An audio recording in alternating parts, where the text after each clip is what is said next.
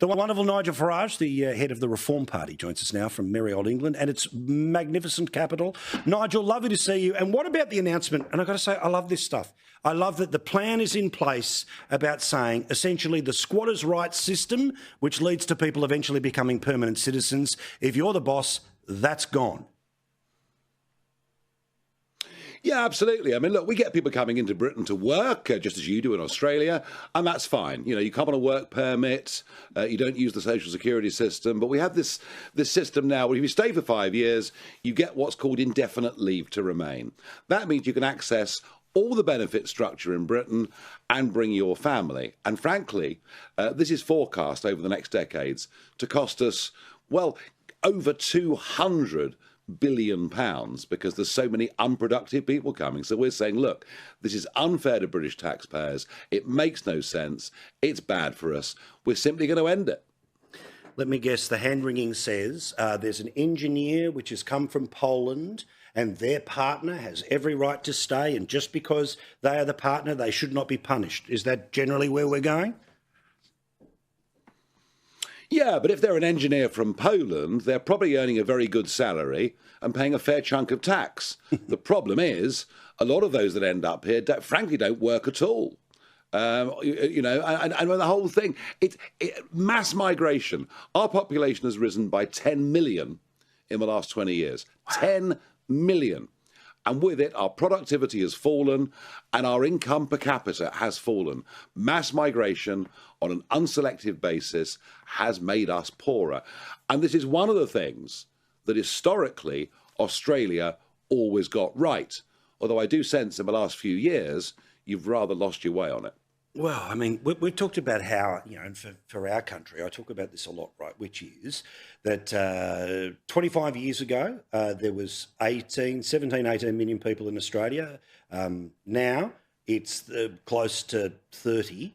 In 25 years from now, we're going to start marching towards 40, right? These are big leaps forward. And my issue is, again, not that Australia isn't a big country and all the rest of it, but no one's developing the desert anytime soon. It's the same problem that exists in the UK, where the size and the scale of everything, obviously bigger, right? Which is the infrastructure barely keeps up with 5 years ago, even 10 years ago. There's a bunch of clapped out stuff that nobody's been even thinking about fixing for the past 30 years. You want to keep dropping millions and millions and millions of people on top of it. At some point it breaks. Well, it does. And I mean, just take Sydney, for example. Look at house prices. Look at rents. Yeah. Look at rents in Sydney for people doing, you know, ordinary jobs. The more people you pile into Sydney and the surrounding area, the higher those rents go. So you're absolutely right. You know, massive percentage increases in population in our cities. What it actually does, it devalues the quality of life of everyone living there, whether it's housing, whether it's access to healthcare, whether, frankly, it's just the traffic driving on the roads. It makes an enormous difference. And you know, if the people you're bringing in are high-skilled, are really adding big tax value, maybe technology value to your country, then you could live with it.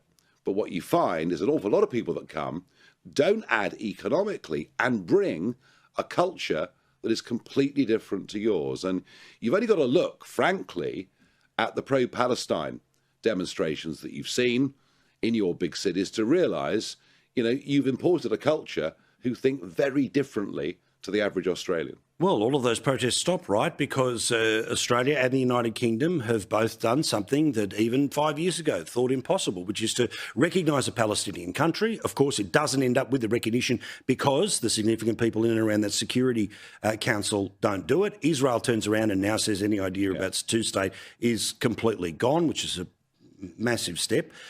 Your thoughts on the UK reaction to where your Prime Minister and ours have ended up? How can you recognise a state if you can't even identify what its geographical boundaries are? And how can you recognise a state when the governing force within it, namely Hamas, is intent on the destruction and death of a country and its people?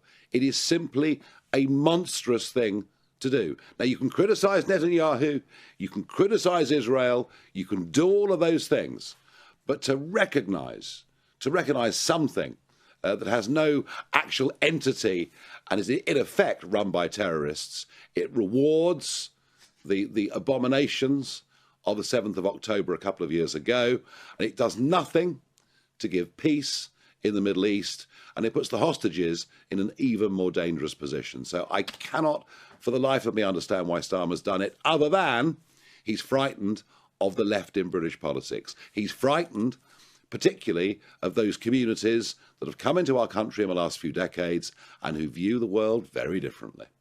And in part, of course, the former leader of the Labor Party, who's claiming to sort of do his own version of things towards the left of Labor, that being Jeremy Corbyn. I doubt it will be as successful as what you are currently doing when it comes to the right of UK politics.